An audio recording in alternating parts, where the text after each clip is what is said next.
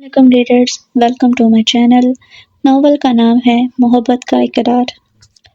وہ بڑی تیزی سے سڑک کے درمیان میں دوڑتی چلی آ رہی تھی۔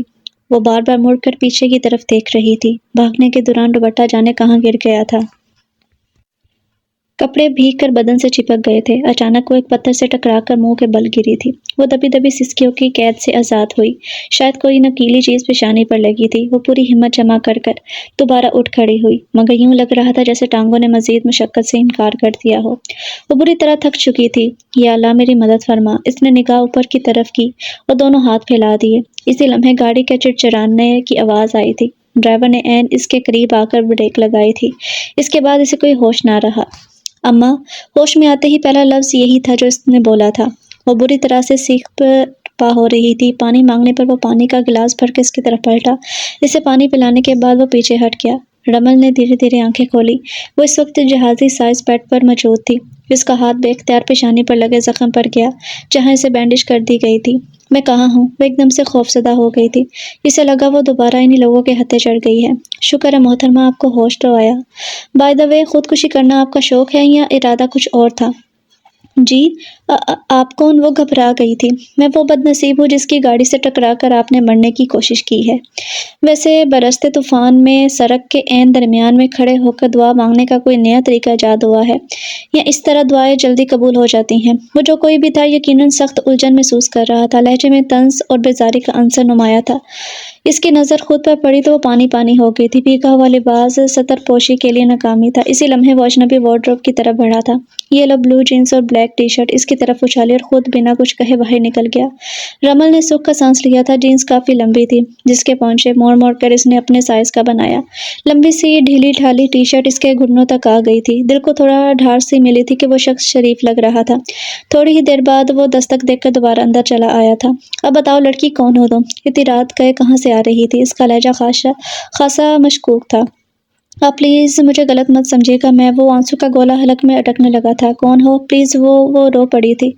رو کیوں رہی ہو؟ اس نے بڑے بے رحم انداز میں اس کا چہرہ اوپر کیا تو وہ پوری جان سے لرز گئی تھی۔ پلیز میں ایک شریف لڑکی ہوں۔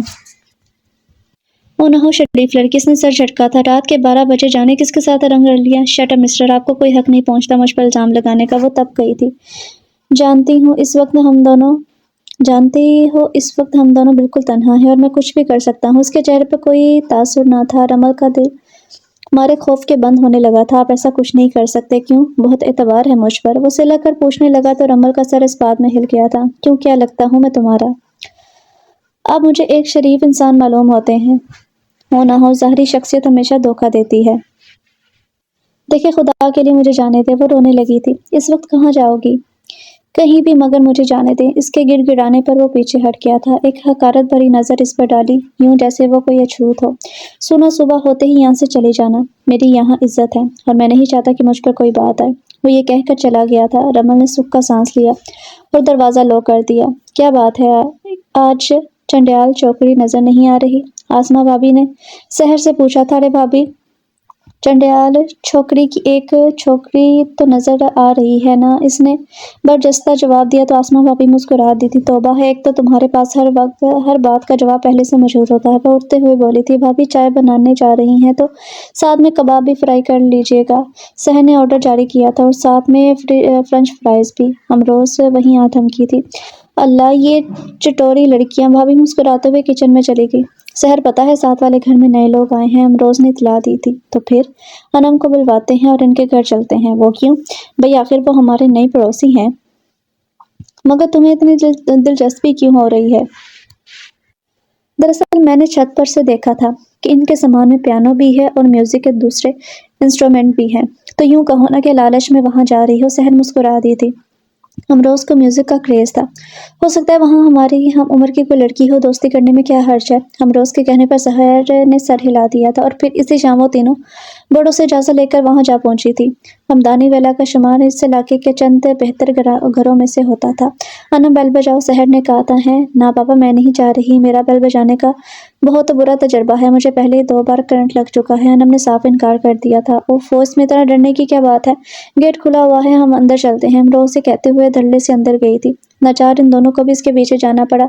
इतना बड़ा घर भाए भाए कर रहा था, किसी ज़ी रूह का निशान भी ना था। वो तीनों लॉन्च में से होती हुई ड्राइंग रूम में जाकर खड़ी हुई थी। अजीब लोग हैं, इतना बड़ा घर खुला छोड़कर चले गए हैं। सहर बोली, मुझे तो डर लग रहा है। पागल हो, इसमें डरने की क्या बात है। अमरोज़ घर की सजावट से खासी मुतासिर नजर आ रही थी। चलो हम घर चलते हैं, मुझे तो ये किसी स्मगलर का घर लग रहा है। कौन हो तुम लोग? गिरफ्तार मर्दाना आवाज़ पर वो तीनों सहम कर पलटी थी। जी वो हम आपके पड़ोस में रहते हैं, अमरोज़ ने थूक निकलते हुए कहा था। चोरी करने आई थी। इसका अंदाज तफ्तीशी था। वट है मिस्टर, कहना क्या चाहते हैं आप? सहर तेवरी चढ़ा कर इसकी तरफ पलटी थी। आजकल के चोरों का तरीका वारदात ही यही है। खूबसूरत लड़कियों को बहाने से घरों में भेजकर मालूमात इकट्ठी की जाती है। और देखिए आप पर इल्ज़ाम लगा रहे हैं। सहर गुस्से से बोल पड़ी थी। रंगे हाथों पकड़ा है मैंने तुम लोगों को। वह मुश्किल हंसी रोके हुए था। चलो अनम, अमरोज़ यहाँ ठहरना फजूल है। सहर ने कहा तो वो राह में हायल हो गया था। अरे अरे, ऐसे कैसे जाने दूँ मैं? जाने क्या, कुछ चुरा चुकी हो तुम लोग? सहर को इसके इरादे मशकूक से लगे थे। इसने एक नज़र अनम और अमरोज़ को देखा। अगर हमें बेहद हैरत अंगेज था। इन तीनों ने मिलकर जोरदार चीख मारी, जिस पर कशान बौखलाकर पीछे हटा। इससे पहले कि वो संभलता, वो तीनों दौड़ लगा चुकी थी। वो फाश तो अल्लाह ने बचा ली। वो तीनों फूली हुई सांसों समेत बेड पर ढह सी गई थी। पूरा कमीना शख्स था। अमरोज़ ने भी कहा था, पक्का बदमाश मालूम होता है। सहर ने बेडरूम फ्रिज से पानी की बोतल निकाली। मुझे तो वो स्मगलर लग रहा था। घर देखा था कैसा ज़बरदस्त डेकोरेट किया हुआ था। अनम ने कहा तो अमरोज़ ने भी इसकी हाँ में हाँ मिलाई थी। तो और क्या, ऐसे घर तो स्मगलरों के पास होते हैं। वो तो शुक्र खुदा का कि हम भाग गई, वरना पता नहीं वो हमारे साथ क्या सलूक करता। वैसे यार बंदा स्मार्ट है। अनम के कहने पर सहर चिढ़ सी गई थी। दफ़ा करो, सीरत अच्छी ना हो तो सूरत का अचार डालना है। ओह माय गॉड, अमरोज़ चिल्लाई थी। क्या हुआ? वो खीर से भरा हुआ प्याला तो हम वहीं भूल आए हैं। हाय अल्लाह, मेरा ब्रेसलेट भी वहीं गिर गया है। सहर अफसोस करने लगी। अब वो कमीना सारी खीर खा जाएगा। अमरोज़ को ज़्यादा अफसोस इस खीर का था। वो कहते हैं ना, दाने दाने पे लिखा है खाने वाले का नाम। अनम के कहने पर अमरोज़ ने चिढ़कर इसकी बात की दुरुस्तगी की थी। सुबह सवेरे नमाज पढ़ते ही वो वहाँ से निकल गई थी। जाने से पहले इसने अपना लिबास पहन लिया था, मगर इसमें अभी भी थोड़ी थोड़ी नमी बाकी थी। मगर मसला ये था कि इसके पास दुपट्टा नहीं था, और इस वजह से वो खासी शर्मिंदगी महसूस कर रही थी। मगर इसका ये मसला भी इसने हल कर दिया। ब्लैक मर्दाना शॉल इसको देने के साथ साथ वो जीन्स और शर्ट भी दे डाली। ये पहनती जाओ, मैं किसी की उतरन इस्तेमाल करने का आदी नहीं। मगर वो हिचकिचाई थी। चाहो तो बाहर फेंक देना, वो क्रोफर से कहता वापस मुड़ गया था। वो इतना मगरूर और खुद पसंद इंसान, वो महज सोच कर रह गई थी। मगर अगले ही लम्हे सर झटका था। बहरहाल वो इसका मसीहा बनकर आया था। वो बाहर निकल आई। सुबह की हल्की हल्की रोशनी फैल रही थी। सड़क के दोनों तरफ दरख्तों की कितारें थे, जिन पर परिंदे हमदो सना में मसरूफ थे। वो चलते चलते खासी दूर निकल आई थी। जरा देर को सताने के लिए वो सड़क के किनारे पर बेंच पर बैठ गई थी। पाँव शल होने लगे थे। इसकी समझ में नहीं आ रहा था कि अब क्या करे। ऐसे ही बैठते बैठते इसके हाथ में पकड़ी जीन्स की जेब में हाथ डाला तो हजार के 3 नोट हाथ में आ गए। ये मुझे इसको वापस कर देने चाहिए। शायद वो इसमें रख कर भूल गया हो। वो खड़ी होगी, मगर अगले ही लम्हे इसके बढ़ते कदम थम गए थे। मुझे ये रुपये अल्लाह की मदद समझकर रख लेने चाहिए। अब इसका रुख मुल्तान रेलवे स्टेशन की तरफ था। हाथ में पैसे आए तो सोच के दर भी वाह हो गए थे। लाहौर में इसकी एक दूर पाक की आंटी रहती थी। वो इन्हीं के पास जाना चाहती थी। वो ट्रेन में एक तरफ कोने में दिबकी हुई बैठी थी।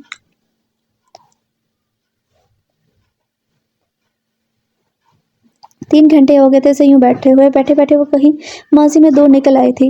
रमल बेटा उठ जाओ, दिन चढ़ आया है। अम्मा आते जाते थोड़ी थोड़ी देर बाद जुमला बोलती थी। अम्मा आज तो छुट्टी का दिन है, सोने देना। वो कसमस आई थी। बेटा सुबह खेजी अच्छी आदत होती है, और सुबह सवेरे तो फरिश्ते रिस्क बांटते हैं। अम्मा मेरे हिस्से का भी आप ही ले लेना। वो नींद के खुमार से भरी आवाज़ में बोली थी। पागल अम्मा हंसती थी। वो सोकर उठी तो खाला नसीरन अम्मा के पास मौजूद थी। हाय भी, बड़ों को सलाम करने की तौफीक नहीं होती तुम्हें? खाला नाक पर ऐनक जमा कर बोली थी। अस्सलाम वालेकुम, वो रूखे अंदाज में कहते किचन में जा घुसी थी। खाला नसीरन इससे शुरू से ही सैर लगती थी। हर दूसरे दिन कोई ना कोई ऊँट पर टांग रिश्ता लेकर अम्मा के पास मौजूद होती थी। लो भला, ऐसा लट्ठे मार सलाम लगता है पत्थर खींच मारा हो। खाला को उसका रवैया नागवार गुजरा था। मुझे ऐसे ही सलाम करना आता है, वो तंग कर बोली थी। रमल अम्मा ने टोका था। क्या अम्मा? वो बेजारी से पलटी थी। बड़ों से ऐसे बात करते हैं? सॉरी अम्मा। वो इसी वक्त अपनी गलती तस्लीम करके अंदर चली गई थी। मुबादा अम्मा कोई और नसीहत करने ना बैठ जाए। हे आमना, मैं कहती हूँ रिश्ता अच्छा है, तेरी बेटी राज करेगी। राज? खाला की आवाज़ इसके कानों में पड़ी थी। हो ना हो राज करेगी। माई फुट, वो नागवारी से बड़बड़ाई थी। वो तो ठीक है खाला, पर इतने बड़े घर में बेटी देते हुए डर लगता है। कहाँ वो और कहाँ हम? आमना ने खदशा जाहिर किया था। हेलो। अरे तुम तो यही सोचती रह जाओगी और इन्हें कोई और रिश्ता मिल जाएगा। लड़का कारोबार करता है, खैर से अपनी कोठी है, गाड़ी है, सिर्फ एक माँ है, वो भी आज है कल नहीं, हर चीज़ की मालिक तेरी बेटी ही होगी। मुझे अब जल्दी से बता दो कब लाऊं इन्हें। खाला अपना बुर्का संभालते हुए उठ खड़ी हुई थी। अरे खाला तुम भी कमाल करती हो, अभी से मैं तुमको कैसे बता दूं। अरे तो मैं कौन सा तुम्हें हाँ करने को कह रही हूँ, पहले वो लोग आएंगे, लड़की को देखेंगे तो कुछ बात आगे बढ़ेगी ना। बस मैंने कल ला रही हूँ, आगे तुम्हारी मर्जी। रमल नहूत से सर झटक कर रह गई थी। लाहौर की टिकट दे दें। टिकट कलेक्टर की आवाज़ पर वो होश में आई थी। क्या नाम है तुम्हारा। टिकट देने के बाद वो साथ बैठी औरत से मुखातिब हुई थी। 6 बजने वाले हैं, जाने कब खत्म होगा ये सफ़र। अमल ने करब से आंखें बीच ली और माजी के दरीचे खोल लिए थे। अम्मा मैं ये कह रही हूँ कि इन लोगों के सामने नहीं जाऊंगी। आखिर इसमें हर्ष ही क्या है, मुझे अपनी नुमाइश करवाना अच्छा नहीं लगता। वो मुंह बनाकर बोली थी। जब लड़कियों के रिश्ते आते हैं तो ये सब तो होता है। अब जिद ना करो, चाय लेकर अंदर आओ। अम्मा कहकर चली गई थी। वो जल्दी घूमती चाय लेकर अंदर आई। इन खातून ने इसे ऊपर से नीचे तक जांचा था। वो परेशान होकर रह गई। सुर्ख रंग की साड़ी में मेकअप से लता पुता चेहरा लिए वो औरत रमल को बुरी तरह खटक रही थी। अम्मा मुझे ये रिश्ता मंजूर नहीं है। इनके जाते ही इसने कहा था। रमल ये क्या कह रही हो, मैं तो इन्हें हाँ कर चुकी हूँ। अम्मा इतनी जल्दी, मेरी मर्जी जाने बगैर इसकी आंखें हैरत से फटी की फटी रह गई थी। वो लड़की की तस्वीर लाई थी। हर तरह से मकबूल रिश्ता है, फिर मैं भला किस लिए इनकार कर देती। मगर अम्मा देखो बेटा, मेरी जिंदगी का कोई भरोसा नहीं है, जाने कब बुलावा आ जाए। मैं चाहती हूँ कि मेरी जिंदगी में ही तुम अपने घर की हो जाओ। अम्मा के लहजे में जमाने भर की थकन और दुख भरा हुआ था। और फिर एक शाम बड़ी सादा सी तकरीब इसकी मंगनी कामरान से हो गई थी। इसके वालिद महमूद खान मर्दान के रहने वाले थे। रोज़गार के सिलसिले में पंजाब आए तो लाहौर में रहाइश इख्तियार की। वहीं आमना से मुलाकात हुई। मोहब्बत शादी तक काम पहुंची थी, मगर आमना के घर वालों ने इस रिश्ते से इनकार कर दिया क्योंकि वो खासे अमीर लोग थे, जबकि महमूद खान एक प्राइवेट अदारे में मामूली से क्लर्क थे। आमना और महमूद ने कोर्ट मैरिज कर ली, जिसकी पादाश में दोनों के खानदान ने इनसे कतई ताल्लुक कर लिया था। महमूद खान अपने वालिदैन की इकलौती औलाद थे। अम्मा तो पहले ही वफात पा चुकी थी। बाद में वालिद भी चल बसे थे। अलबत्ता आमना का खानदान खासा भरा पड़ा था। आमना ने सारी जिंदगी महमूद की कलील आमदनी में गुजारा करते हुए गुजार दी थी, मगर कभी हरफ शिकायत जुबान पर ना लाई थी। आमना शादी के 2 साल बाद रमल इनकी जिंदगी में ताज़ा हवा का झोंका बनकर आई थी। रमल जब 8 बरस की थी तो महमूद एक ट्रैफिक हादसे में वफात पा गया। आमना ने रमल को माँ और बाप दोनों का प्यार दिया। वो एक प्राइवेट स्कूल में टीचिंग करती थी। महमूद के इंतकाल के बाद भी वो अपने घर वालों के पास लौट कर ना गई थी। रमल के बीए करते ही ने इसकी शादी की फिक्र पड़ गई थी। रमल इस रिश्ते पर बिल्कुल खुश नहीं थी, मगर सिर्फ अम्मा की वजह से खामोश थी। कामरान इसे अच्छा नहीं लगता था। हर दूसरे दिन किसी न किसी बहाने धमकता था, खासी अजीब नजर से इसे तकता। वो कड़क रह जाती। अम्मा इसके आए रोज के फेरों को इसकी चाहत गर्दानती थी, मगर वो जाने की मुतमिन नहीं थी। इस रोज वो किचन में बैठी आटा गूंथ रही थी। जब भी नजरों की तपिश का एहसास हुआ तो सर उठाकर देखा। कामरान खासी बेबाक नजरों से देख रहा था। जाने वो कब आया था। आप इसने साइड पर पड़ा दुपट्टा लिपक कर उठाया। आटा लगे हाथों से दुपट्टा जगह जगह से खराब हो गया था। क्यों, इस घर में कोई गैर तो नहीं। वो नाहक झंझलाई थी। वो घूरते हुए मायने खेज़ी अंदाज में बोला था। रमल इसके इस घटिया अंदाज पर सिलक कर रह गई थी। आप अंदर चलकर बैठे, अम्मा नमाज पढ़ रही हैं। अजी हम तो आपके दर्शन करने आए हैं। अजीब बाजारी सा लहजा था। वो दरवाजे में ही खड़ा था, यूं कि वो निकल भी ना सकती। रास्ता दीजिए। वो रूखीपन से गोया हुई थी। जाइए, हमने आपको रोका तो नहीं है। वो अपनी जगह से 1 इंच भी ना हिला था। प्लीज। वो रोहानसी हो गई थी। कामरान बेटा कब आए। इसी लम्हे आमना आई थी तो वो मोदक बंद कर खड़ा हो गया था। रमल बेटा चाय बना कर लाओ, आमना ने कहा और खुद कामरान को लेकर अंदर चली गई थी। लड़की खासी सरफरी मालूम हो रही थी। बात करो तो उल्टा काट खाने को दौड़ती है। अदरश बगैर बोले कहीं रह नहीं सकता था। Excuse me. वो कोई चौथी बार इसे मुखातिब हुआ था। अब क्या है। वो रसाले से नजरें हटाए से खासी तलखी से बोली थी। क्या आपको किसी डॉक्टर ने बोलने से मना किया है। मिस्टर आपके साथ प्रॉब्लम क्या है। प्रॉब्लम ये है कि मैं खामोश नहीं बैठ सकता। कुछ अपना इलाज करवाइए। इलाज है ना। वो क्या, यही कि मेरे साथ कोई बोलता रहे। इडियट। वो मुंह फैलाकर दोबारा रिसाले को देखने लगी थी। देखिए आप मेरी इंसल्ट कर रही हैं, और जो आप इतनी देर से मेरा सर खा रहे हैं ये जहाज है, आपका घर नहीं है, समझे आप। खूबसूरत सियाने कहते हैं अगर हम सफ़र मेरे जैसा खूबसूरत और स्मार्ट होने के साथ साथ ज़हीन भी हो तो सफ़र अच्छा कट जाता है, बाज़ औक़ात अज़ाब भी बन जाता है। वो जली बुनी बैठी थी। और सुनिए मिस्टर, मैं इन ओछी हरकतों से मुतासिर होने वाली नहीं हूँ। अदरीश एक लम्हे को खामोश रह गया था। लड़की ने बुरी तरह से इसकी इंसल्ट कर दी थी। दिन बड़े बेकैफ गुजर रहे थे। इसके पास करने को कुछ भी ना था। رمل بیٹی دروازہ بند کر لو، میں یہ بجلی کا بل جمع کروا کر آؤں۔ آمنہ جاتے جاتے تاکید کی تھی۔ صبح سے شام ہونے کو آئی مگر آمنہ نہ لوٹی۔ اسے تشویش ہونے لگی تھی، برے برے وہم اسے ستانے لگے تھے۔ تقریباً رات 8 بجے کے قریب کسی نے بڑی زور سے دروازہ کھٹکھٹایا تو اس کی جان میں جان آئی۔ آج تو اماں سے خوب لڑوں گی، بھلا اتنی دیر بھی کوئی لگاتا ہے۔ وہ بڑبڑاتی ہوئی دروازے تک گئی تو دروازہ کھول دیا نہیں۔ وہ چیخ مار کر پیچھے ہٹی۔ کچھ لوگ خون میں لت پت آمنہ کی لاش اٹھا کر لا رہے تھے۔ وہ بھی حادثے کا شکار ہو گئی تھی۔ اماں تم مجھے اس طرح چھوڑ کر نہیں جا سکتی۔ اماں اٹھو، مجھے کس کے سہارے چھوڑ کے جا رہی ہو؟ میں بھی آپ کے ساتھ چلوں گی۔ اماں آنکھیں کھولو۔ وہ آمنہ کے سرد وجود کو جھنجھوڑتے ہوئے دیوانوں کی تلاش چلا رہی تھی۔ سوئم کے بعد اس کی ساس ماں پارہ بیگم اسے اپنے ساتھ اپنے گھر لے آئی تھی۔ وہاں کا ماحول خاصا عجیب تھا۔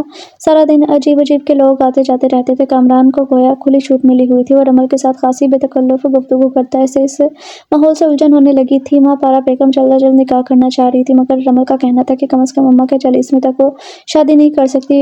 بس پارو بیگم، اب مجھ سے مزید صبر نہیں ہوتا۔ کامران کی آواز اس کے کانوں سے ٹکرائی تھی۔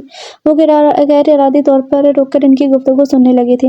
ارے وہ کہیں بھاگی تو نہیں جا رہی؟ اب تو اسے ساری زندگی یہیں رہنا ہے۔ بس میں مزید انتظار نہیں کر سکتا۔ وہ لڑکی میرے ضبط کا امتحان بن گئی ہے۔ میں چاہتا ہوں کہ کسی اور سے پہلے وہ میری مسرت کا سامان بنے۔ اس کا لہجہ انتہائی گھٹیا تھا۔ دیکھو کامی، لڑکی شریف خاندان سے ہے، ذرا دیر سے قابو میں آئے گی۔ تم چند روز تک نکاح کا بندوبست کرو۔ رمل کاٹو تو لہو نہیں والا حال ہو گیا تھا۔ اف، میں کن لوگوں کے چنگل میں پھنس گئی ہوں۔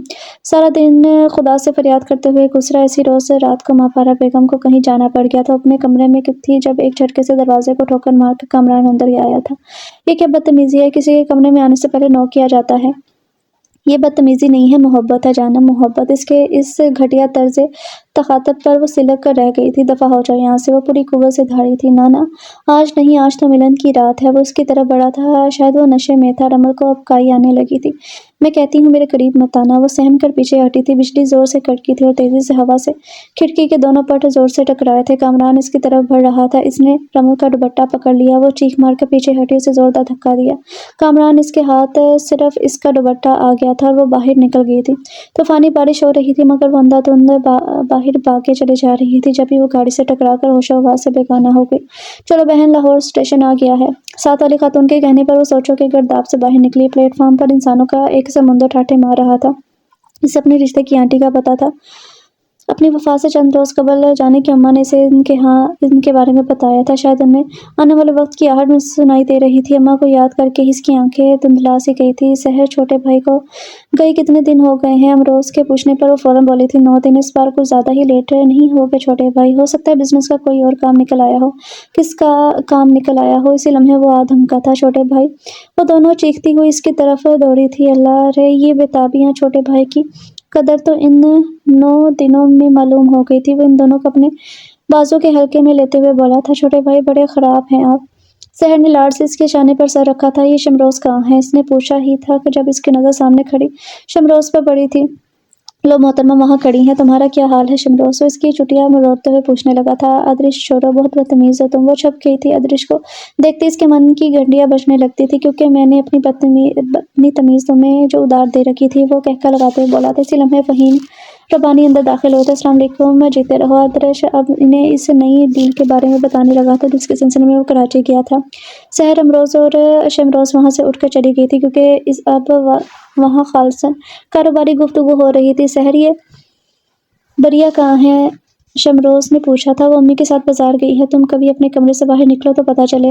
امروز کے کہنے پر شمروز چڑ گئی تھی۔ اس کی عادت تھی، ذرا اس بات پر چڑ جاتی تھی۔ بریا سحر کی بڑی بہن تھی۔ عنقریب اس کی شادی شمروز اور امروز کے بھائی ادیم سے ہونے والی تھی۔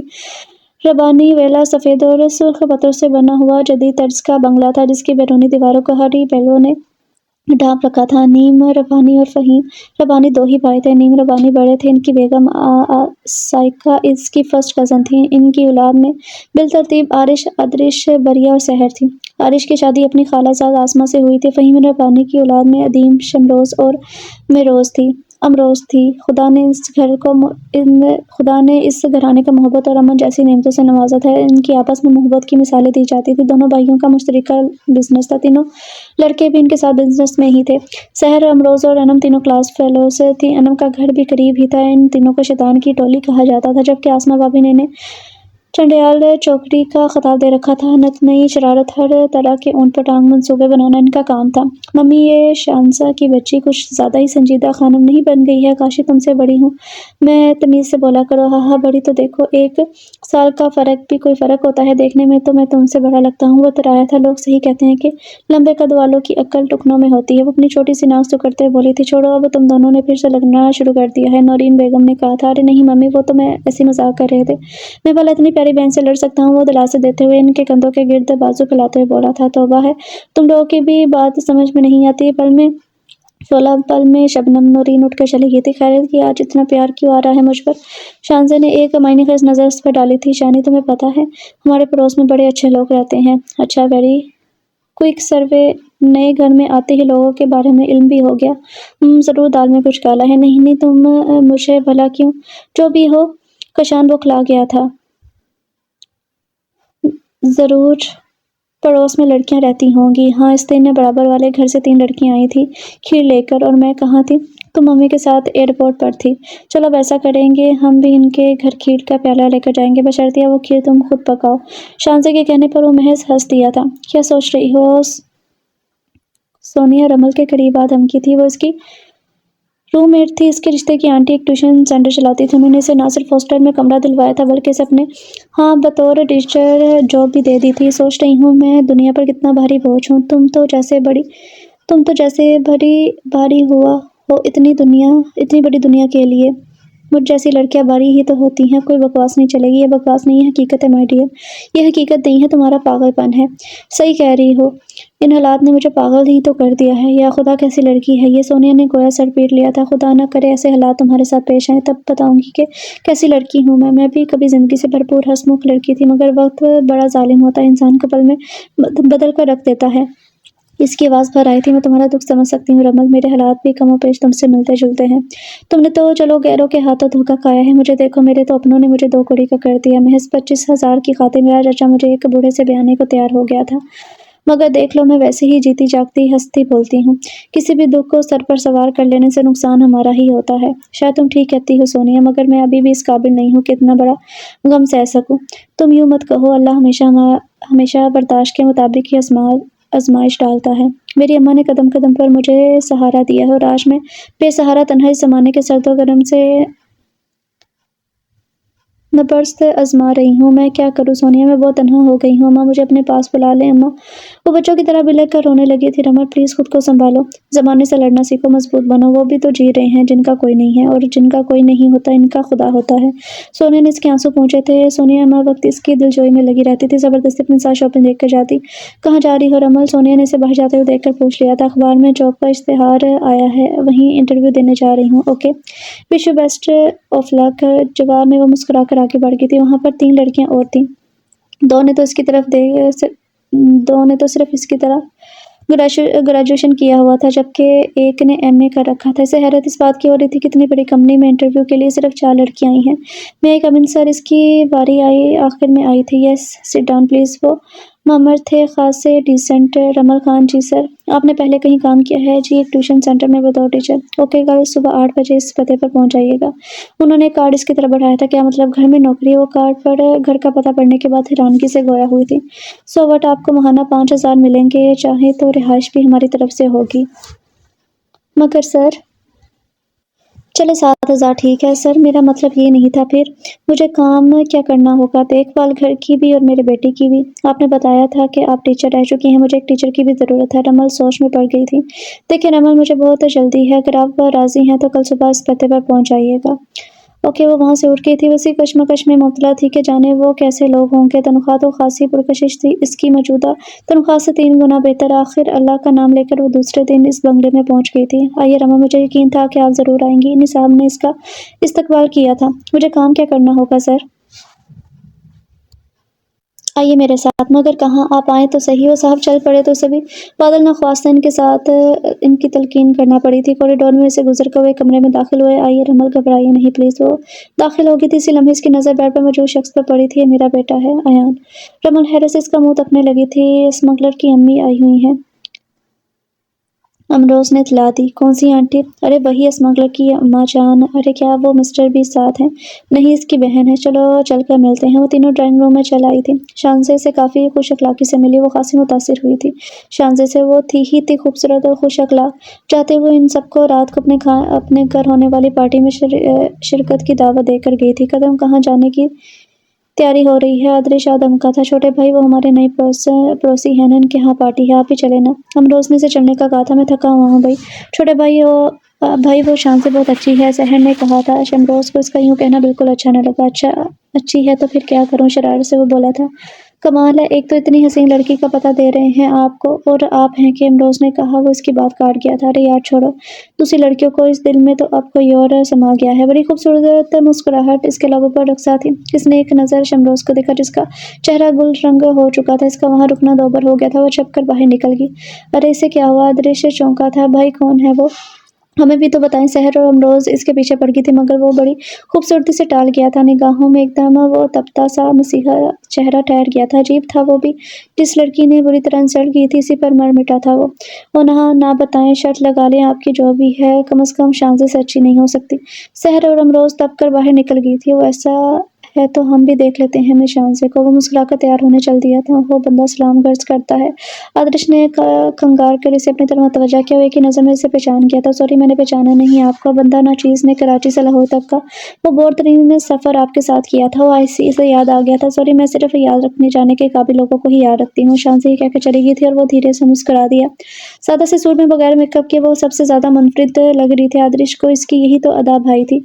इसकी डिमांड ऐसी ही लड़की थी, रिजर्व रहने वाली, सादा दिलकश और थोड़ी थोड़ी मगरूर। वो आम लड़कियों की तरह नहीं थी। इसके दिल ने इसे सबसे ऊंचा मुंशी मुसन्नत पर बिठा दिया था। वो लबों पर धीमा सा तबस्सुम सजाए मेहमानों को रिसीव कर रही थी। आदर्श की निगाहें इसके गिर्द मंडला रही थी। ये शायद इसकी नज़रों के इर्तिकास का असर था कि एकदम से शानजे ने गर्दन मोड़कर उसकी तरफ देखा।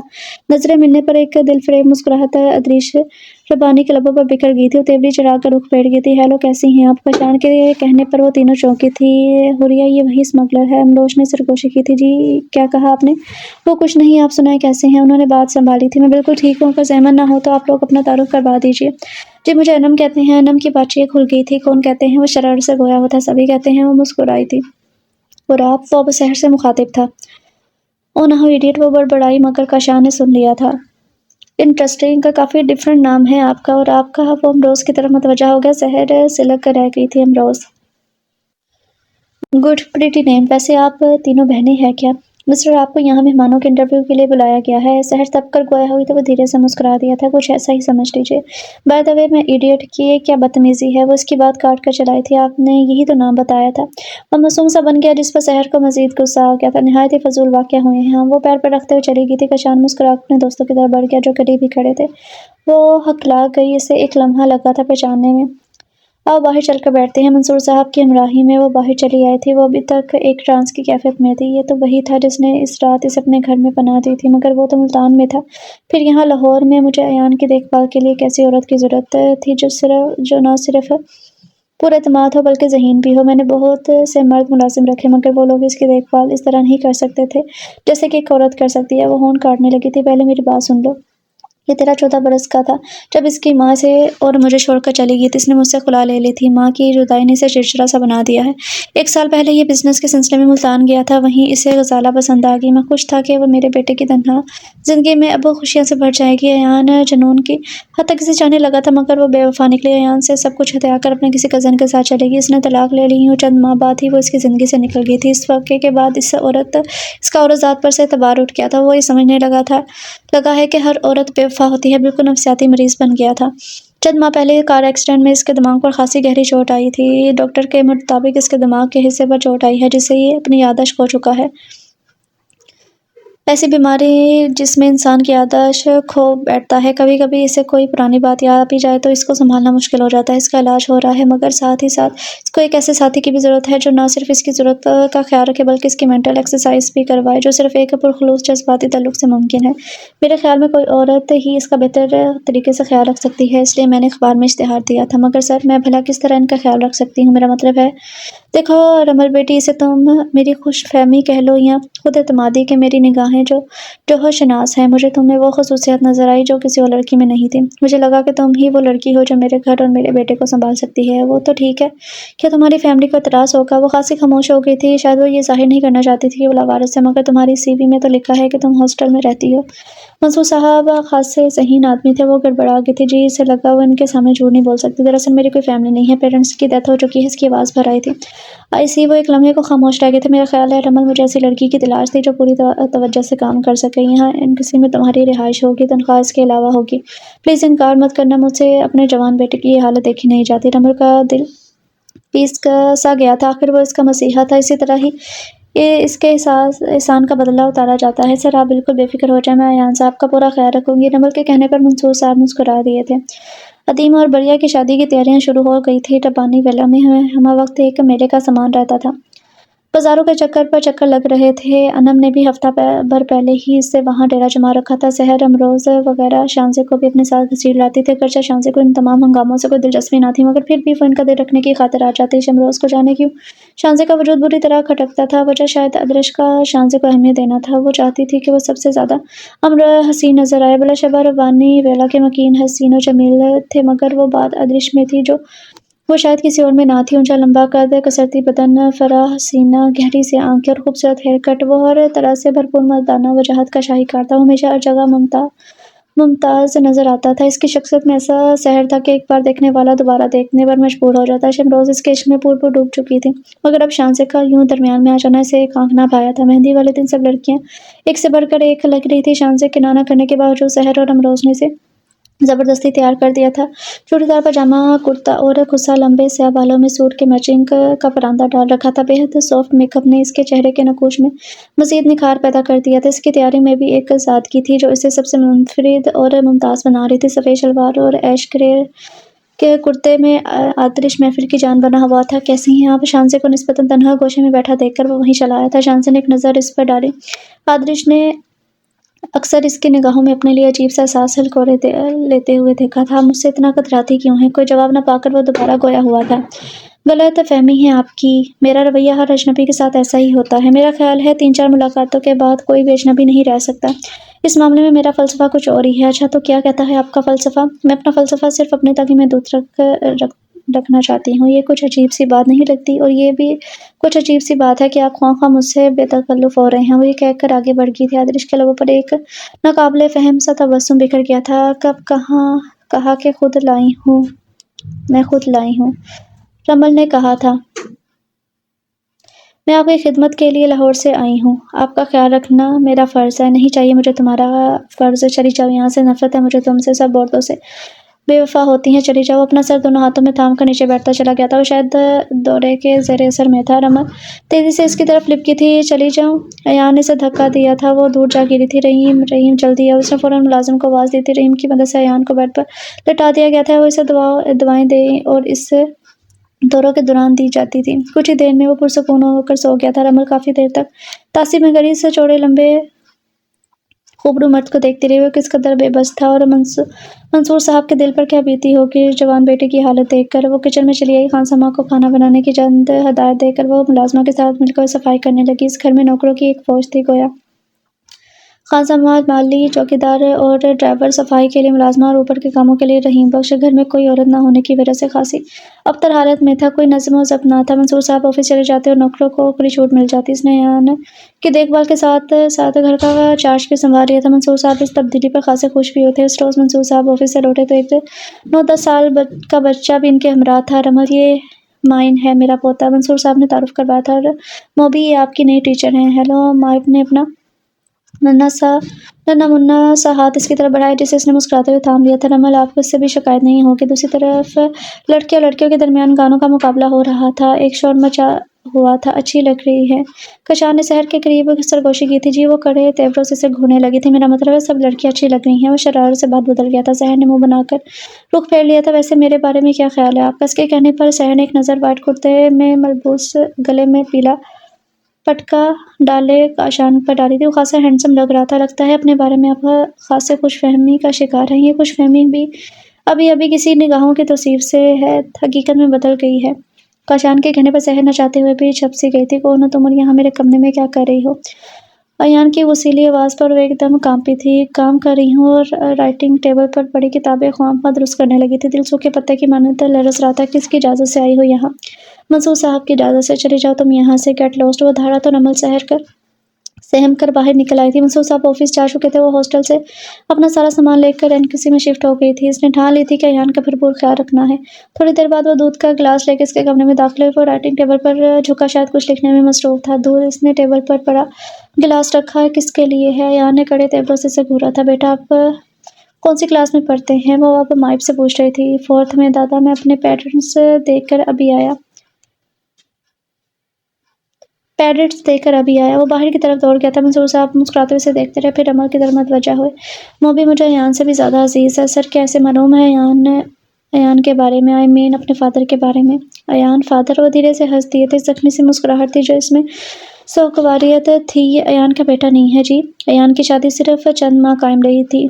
موبی میرے بڑے بیٹے ریحان کا بیٹا ہے۔ ریحان ایان سے 5 برس بڑا تھا۔ اس کی شادی بڑی دھوم دھام سے میں نے اپنے ایک دوست کی بھانجی سے کی تھی۔ ندا بہت اچھی، ملنسار اور خوشگوار لڑکی تھی۔ وہ تھوڑے ہی عرصے میں اس نے ہم سب کو اپنا بنا لیا تھا۔ یہ گھر جو برسوں سے عورت کے وجود سے محروم تھا، ایک بار پھر آباد ہو گیا تھا۔ مگر شاید اس گھر کی تقدیر میں خوشیاں تھیں ہی نہیں۔ ریحان اور ندا آؤٹنگ کی غرض سے یورپ کے ٹور پر گئے تھے۔ مائب ان دنوں کلاس 1 میں پڑھتا تھا۔ وہ میرے ساتھ اس قدر اٹیچ ہو گیا تھا، اس نے ماں باپ کے ساتھ جانے سے انکار کر دیا۔ گلاسگو میں ان دونوں کی ایک کار ایکسیڈنٹ میں ڈیتھ ہو گئی تھی۔ منصور صاحب کی آواز بھر آئی تھی۔ وہ بیچارے کتنے دکھی تھے۔ منصور صاحب کی حالت پر وہ بھی افسردہ ہو گئی تھی۔ جوان بیٹے اور بہو کی موت کا غم کیا کم تھا کہ اب دوسرے بیٹے کی حالت ایسی تھی اور ان کی کمر ہی توڑ کے رکھتی تھی۔ اور مائب وہ چھوٹا سا معصوم بچہ جو اتنی کم عمری میں ماں باپ کی شفقت سے محروم ہو گیا تھا۔ نمل کا دل پریشان ہو گیا تھا۔ ایان کی حالت کے پیش نظر میں نے موبی کو ہاسپٹل بھجوا دیا، مگر اب مجھے لگتا ہے کہ ایسا کر کے میں اس بچے پر ظلم کر رہا ہوں، اس لیے یہ اب یہیں رہے گا۔ تم نے کہا تھا بیٹی کہ تم ٹیچر رہ چکی ہے، اس لیے موبی کو پڑھانے کی ذمہ داری اب تمہاری ہے۔ تم بھی کہتی ہوگی کہ کیسا خودغرض شخص ہوں، مگر پتہ نہیں کیوں مجھے تمہیں اپنائیت سی محسوس ہوتی ہے۔ یہ تو آپ کی بڑائی ہے سر کہ آپ مجھے اس قابل سمجھتے ہیں۔ آپ فکر نہ کریں سر، موبی اب میری ذمہ داری ہے۔ وہ دھیرے سے مسکرائی تو منصور صاحب پرسکون ہو گئے تھے۔ چند ہی دنوں میں مائب اس کے ساتھ گھل مل گیا تھا۔ بچے تو پیار کے 2 بولوں سے بہل جاتے ہیں اور وہ تو ویسے بھی محبتوں کو ترسا ہوا بچہ تھا۔ نمل کی آغوش میں اسے ممتا کی جھلک نظر آئی تھی۔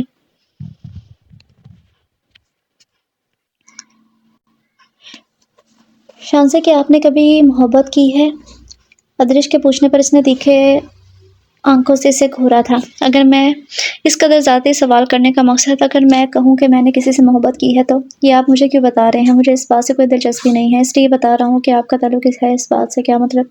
مجھے آپ سے محبت ہو گئی ہے۔ ہاں، وہ استہزائی انداز میں ہنسی تھی۔ ڈائیلاگ تو اچھے بول لیتے، خاصے ماہر کھلاڑی لگتے ہیں۔ شانزے میں ڈائیلاگ نہیں بول رہا، وہ تڑپ کر ہی تو رہ گیا تھا۔ پلیز مسٹر ربانی، اس بار آپ کا انتخاب غلط ہوگا۔ مجھے آپ کی کسی بھی بات نے متاثر نہیں کیا۔ ادرش نے تو اس کے الفاظ میں الجھ کر رہ گیا تھا۔ وہ لٹ کر چلا گیا۔ وہ پھر سے غزل کی طرف متوجہ ہو گئی تھی۔ غزل سننے میں اب لطف نہیں آ رہا تھا، مگر وہ قائم دباغی کے عالم میں وہاں بیٹھی رہی تھی۔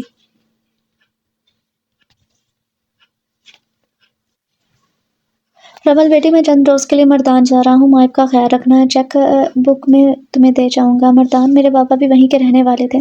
اچھا، تم نے کبھی بتایا نہیں اپنے بارے میں۔ کیا بتاؤں سر آپ کو؟ وہ پریشان سی ہو گئی تھی۔ نمل، تم اتنے دنوں سے اس گھر میں ہو، بالکل ہمارے گھر کی فرد بن چکی ہو، مجھے غیر مت سمجھو۔ اور پھر اس نے منصور صاحب کو سب بتا دیا۔ تمہارے والدین کے گھر والوں نے کبھی رابطہ نہیں کیا؟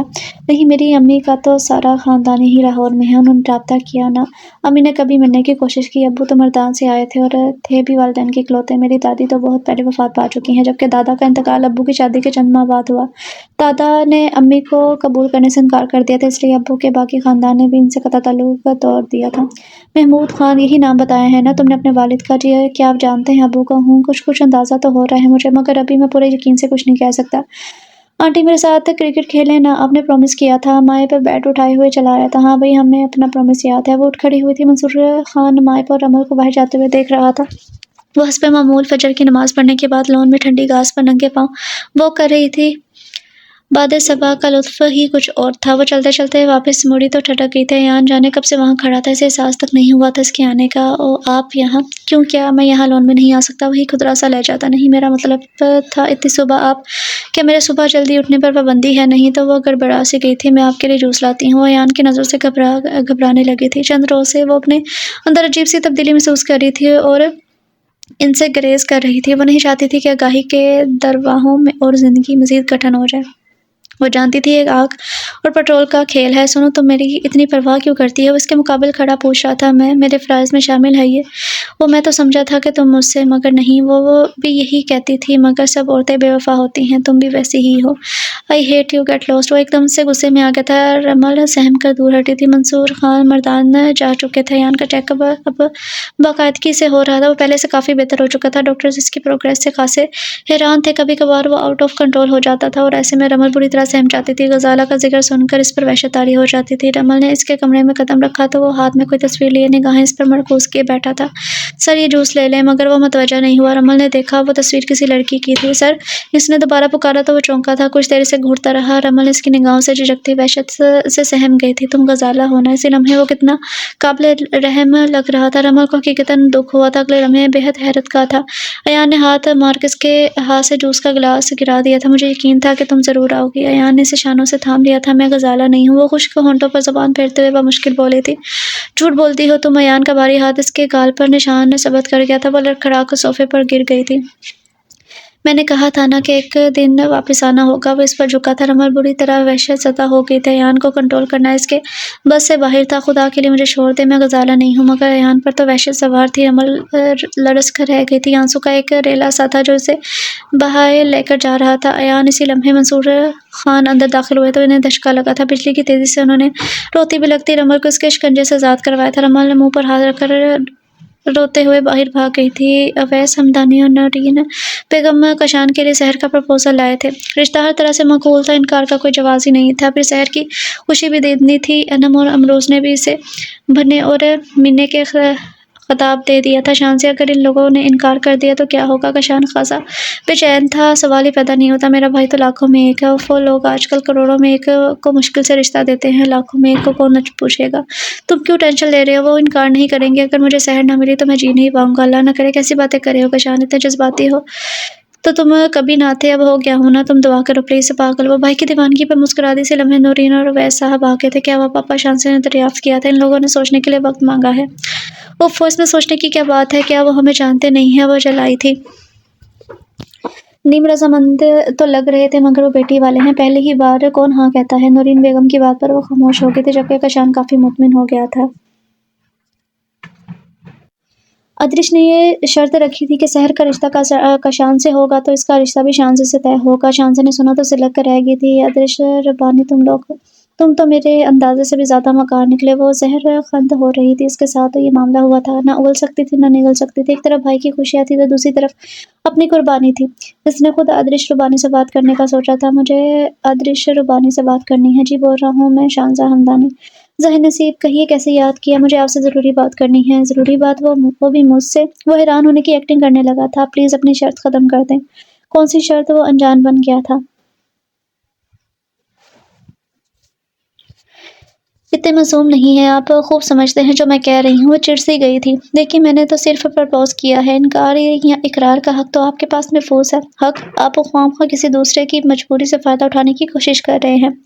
کیسی مجبوری؟ میں نے تو کسی کو مجبور نہیں کیا۔ وہ اس کی بے بسی سے جی بھر کے محفوظ ہوا تھا۔ میں زیادہ بحث نہیں کرنا چاہتی۔ آپ انکار کر دیں، یہ آپ کے اور میرے دونوں کے حق میں بہتر ہوگا۔ آپ خود کیوں نہیں کر دیتی انکار؟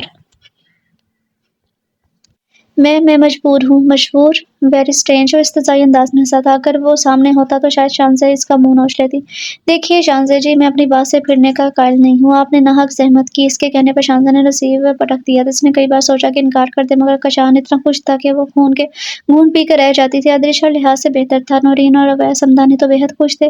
دونوں گھروں میں شادی کی تیاریاں زور و شور سے جاری تھی۔ جو شادی کے دن قریب آ رہے تھے، شانزے کا دل ڈوبتا جا رہا تھا اور بالآخر وہ دن بھی آن پہنچا۔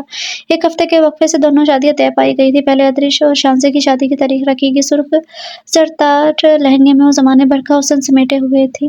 ادریش کی تو سچ دھج ہی نرالی تھی۔ جس نے بھی دیکھا ان دونوں کی جوڑی کو سراہا تھا۔ امروز، سائمہ اور بریرہ وغیرہ شانزے کو لے کے کمرے تک آ گئی تھی۔ ادریش بھی پیچھے ہی تھا۔ ارے بھائی، تم لوگ میری بیگم کو لے کر کہاں بھاگی جا رہی ہو؟ وہ شرارت سے گویا ہوا تھا۔ فکر نہ کریں چھوٹے بھائی، ہم انہیں آپ کے دیس چھوڑنے جا رہے ہیں۔ بریرہ مسکرائی تھی۔ خیال رکھیے گا دیور جی، آپ کا دیس محفوظ تو ہے نا؟ آسما بھابھی نے بھی شرارت سے کہا تھا، ہمارے دیس میں آنا آسان ہے پر یہاں سے فرار بہت مشکل ہے۔ وہ شانزے پر نظر جمائے معنی خیزی سے بولا تھا۔ شانزے سے لگ کر رہ گئی تھی۔ سب کے چلے جانے کے بعد وہ اس کی طرف متوجہ ہوا، چہرے پر چھائی شگفتگی پل میں مدھم ہو گئی تھی۔ میں نے کہا تھا نا شانزے بیگم، میں جو چاہتا ہوں حاصل کر لیتا ہوں۔ وہ شیروانی کے بٹن کھولتا اس کے سامنے بیٹھ گیا۔ تم نے ہمیشہ میری تذلیل کی ہے، میرے جذبوں کی توہین کی ہے، مجھ سے دو گھڑی بات کرنا عذاب سمجھتی تھی۔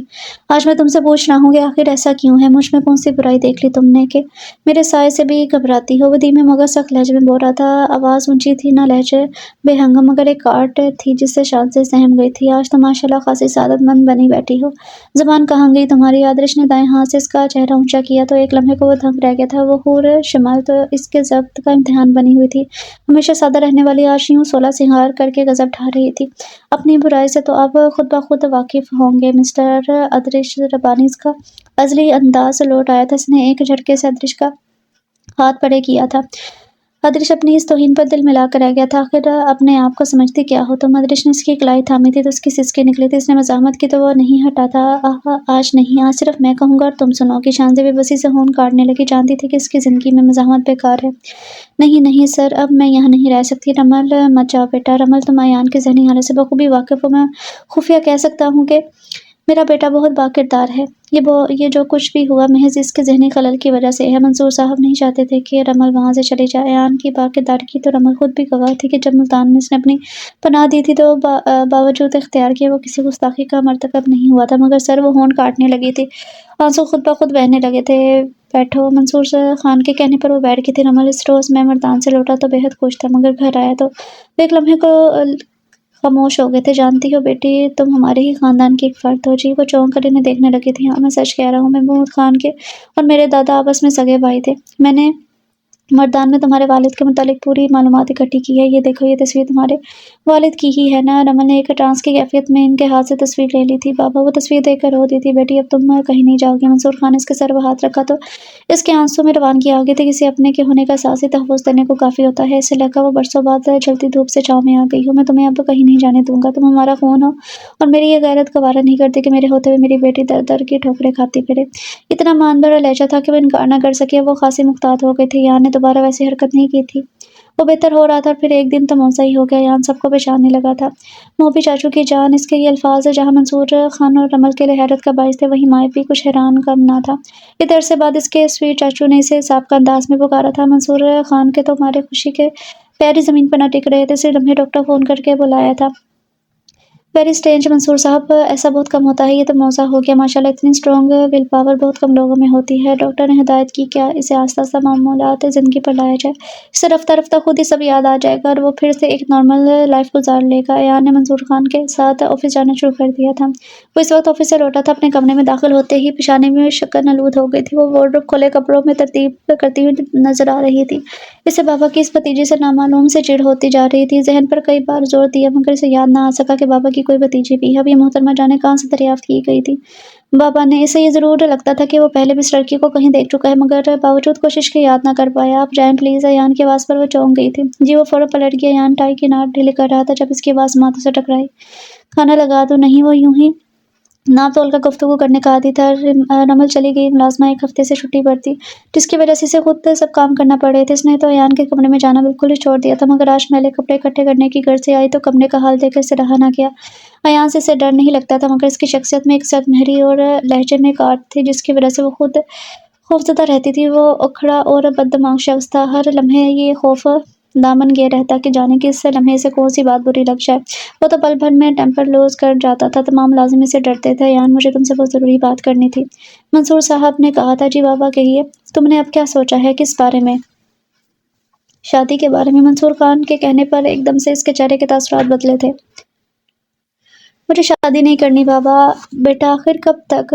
زندگی چلتے رہنے کا نام ہے، یہ کبھی نہیں رکتی۔ بہتر ہوگا تم اپنا گھر بسا لو، یہ میری خواہش سمجھ لو۔ حکم مگر بیٹا، میں تمہارا گھر آباد دیکھنا چاہتا ہوں۔ بابا، آپ جانتے ہیں مجھے عورت کے نام سے ہی نفرت ہے۔ بیٹا، سب عورتیں ایک جیسی نہیں ہوتی۔ میں چاہتا ہوں کہ تم رمل سے شادی کر لو۔ بٹ اسے حیرت کا جھٹکا لگا تھا۔ وہ بہت اچھی لڑکی ہے بابا، پلیز۔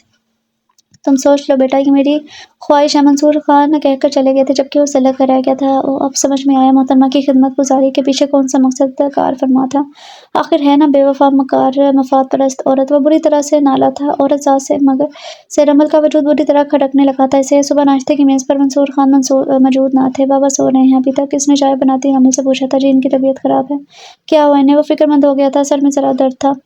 میں نے دوا دے دی ہے۔ اس نے چائے کا کپ اس کی جانب بڑھایا تھا۔ یان نے ایک نظر اس کی طرف دیکھا اور اٹھ کھڑا ہوا تھا۔ ناشتہ تو کر لیا؟ وہ بے اختیار بول اٹھی تھی۔ سنو، وہ ایک ہاتھ میز پر رکھ اس کی جانب جھکا تھا۔ تم ان ڈرامے بازیوں سے مجھے متاثر نہیں کر سکتی۔ کیسی کاٹ تھی اس کے لہجے میں، وہ تڑپ کر رہ گئی تھی۔ وہ چلا گیا تھا مگر رمل کو تاثر نے آن گھیرا تھا۔ وہ جانے کیوں اس کی اتنی سخت مہری اور حتاکمیز رویے کے باوجود اسے نفرت نہیں کر پاتی تھی۔ اس روز گھر کے لیے کچھ ضروری اشیاء کی خریداری کرنی تھی۔ وہ ٹیکسی لے کر چلی آئی تھی کیونکہ ایک گاڑی ایان کے پاس تھی جبکہ دوسری ورک شاپ میں تھی۔ ابھی چند چیزیں ہی خریدی تھی کہ دو لڑکے اس کا پرس چھیننے کی کوشش کرنے لگے۔ وہ اس افتاد پر بخلا کی مزاحمت پر ایک لڑکے نے اسے زور سے دھکا دیا تھا۔ وہ سامنے کھمبے سے ٹکرائی تھی، سر پر چوٹ لگی تھی جس سے خون بہنے لگا تھا۔ اسے اپنا سر چکراتا ہوا محسوس ہوا تھا۔ آنکھیں کھولو بیٹی۔ ارے یہ تو زخمی ہے۔ ادرش گاڑی سٹارٹ کرو، ہمیں ہاسپٹل جانا ہے۔ سائیکا ربانی نے اسے سہارا دے کر گاڑی میں بٹھا دیا تھا۔ زخم زیادہ سیریس نہیں تھا آنٹی، میری وجہ سے آپ کو اتنی زحمت اٹھانی پڑی۔ ارے نہیں بیٹی، زحمت کیسی، تم تو بالکل میری بیٹیوں جیسی ہو۔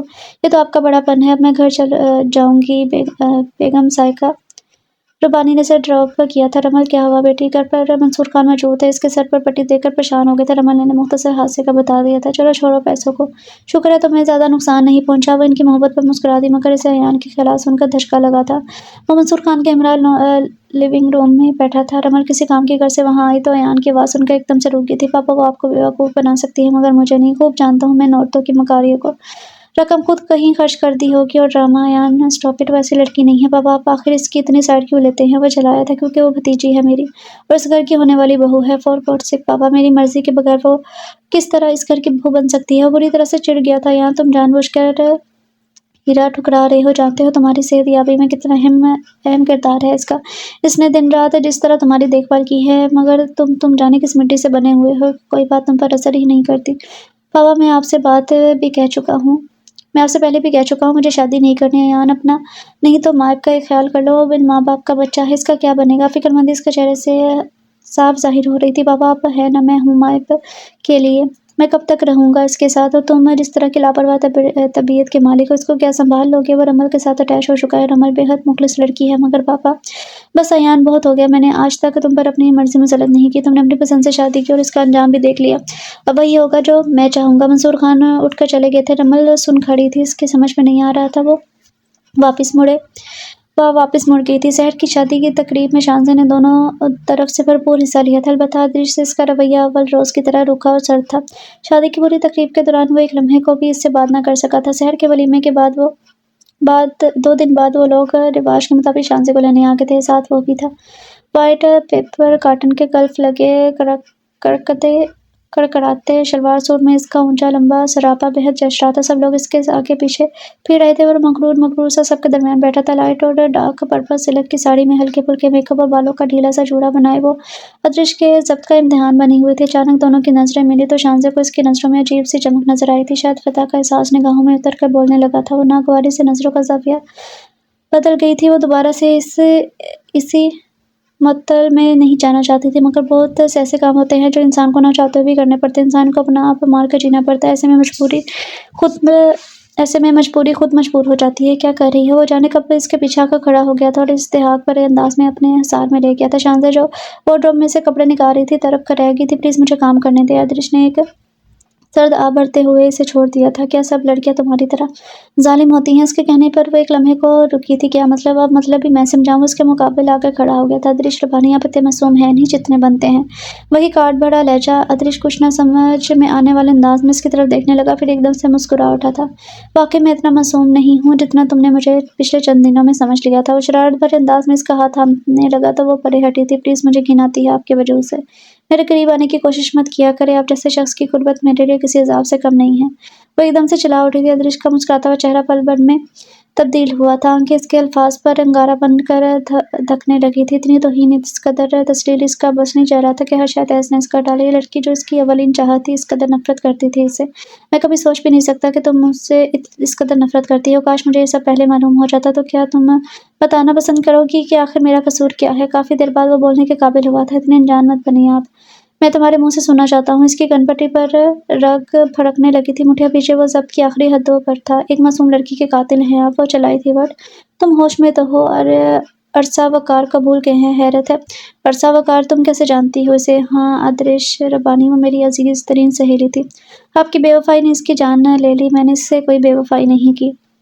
جھوٹ بولتے ہیں آپ نے ہی تو اسے محبت کا جھانسا دیا تھا، اسے سبز باغ دکھائے تھے، وقتی دل لگی کر کے اسے چھوڑ دیا تھا۔ اور وہ بیوقوف لڑکی دل لگی اور محبت میں فرق ہی نہ سمجھ سکی اور اپنی جان پر کھیل گئی تھی۔ شانزے، میں اسے محض نام کی حد تک جانتا ہوں اور بس، میں نے اسے کوئی دھوکہ نہیں دیا۔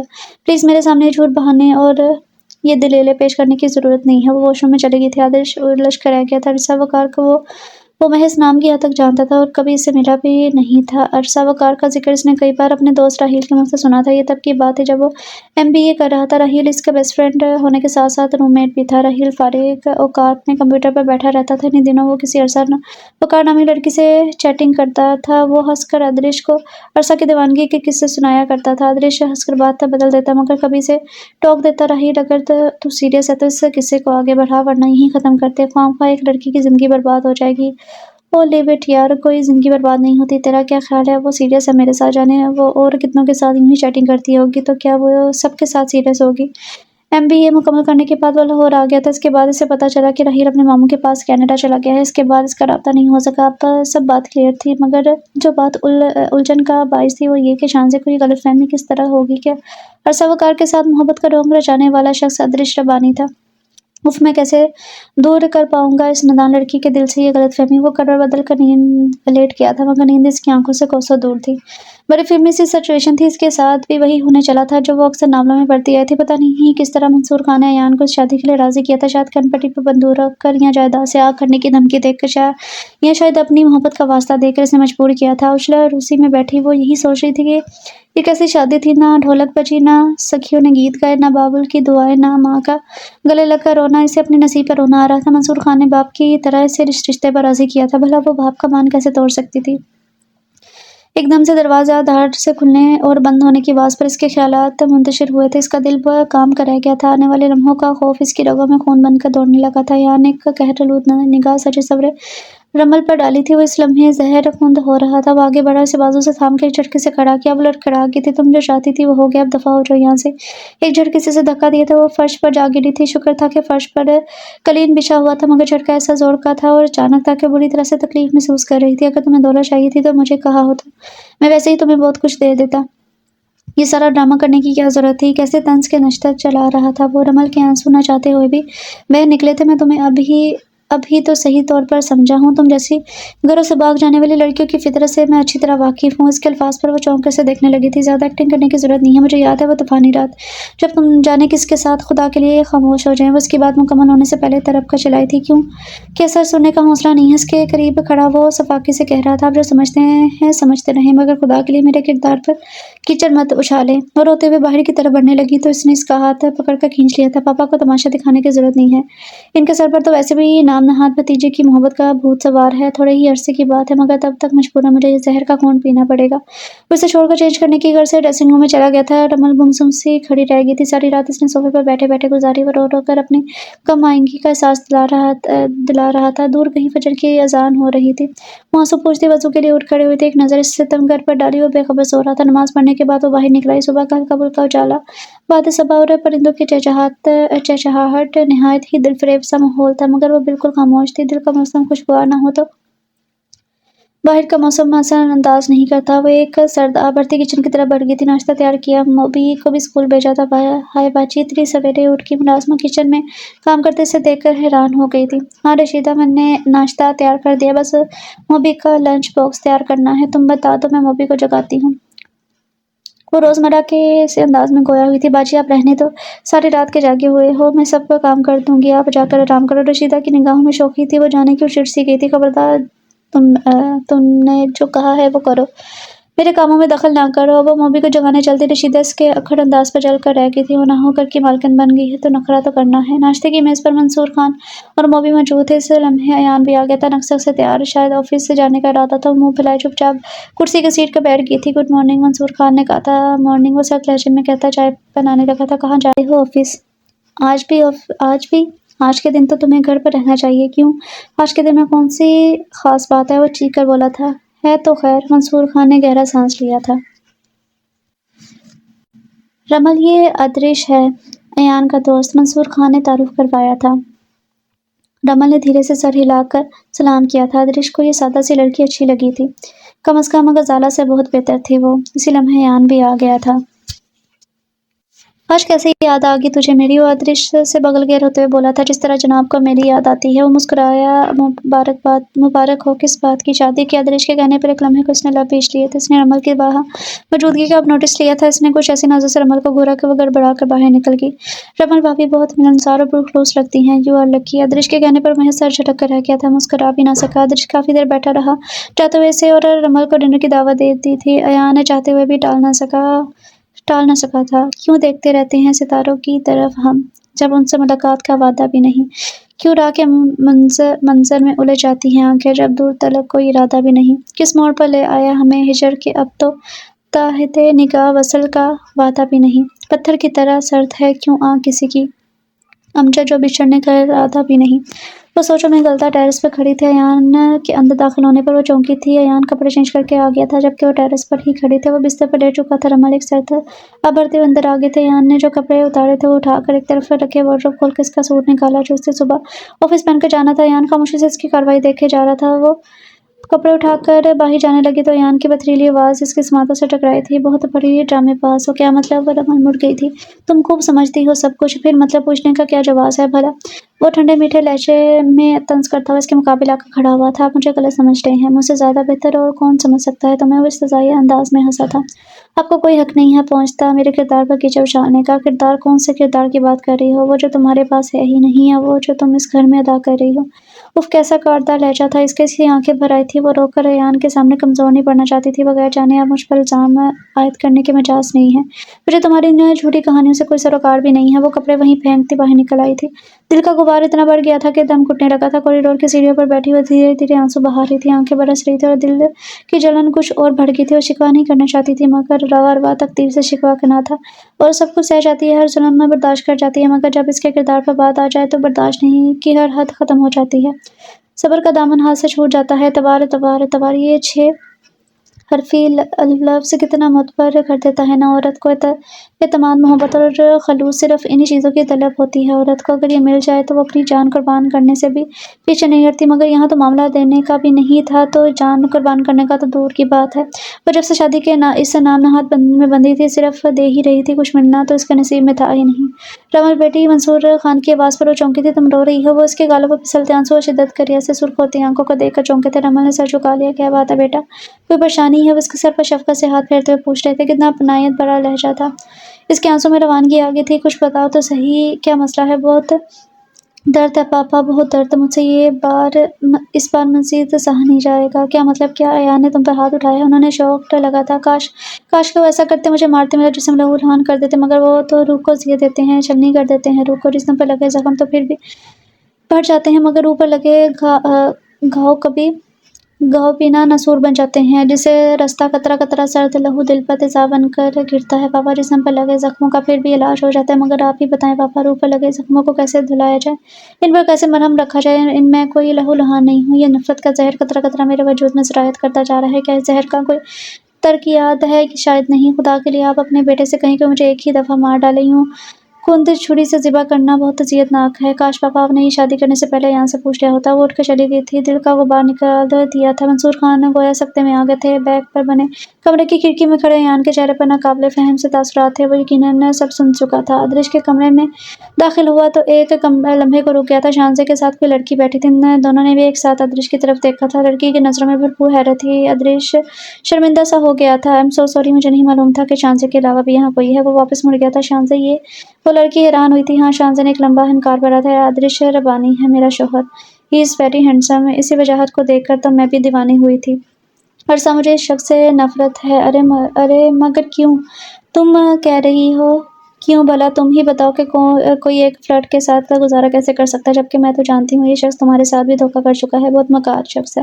اس کی مکاری تو دیکھو کہ تمہیں سامنے پا کر بھی انجان بننے کی ایکٹنگ کر رہا ہے۔ شانزے زہر خوند ہو رہی تھی۔ دھوکہ؟ ارے نہیں شانزے، ادریک ربانی نے مجھے کوئی دھوکہ نہیں دیا۔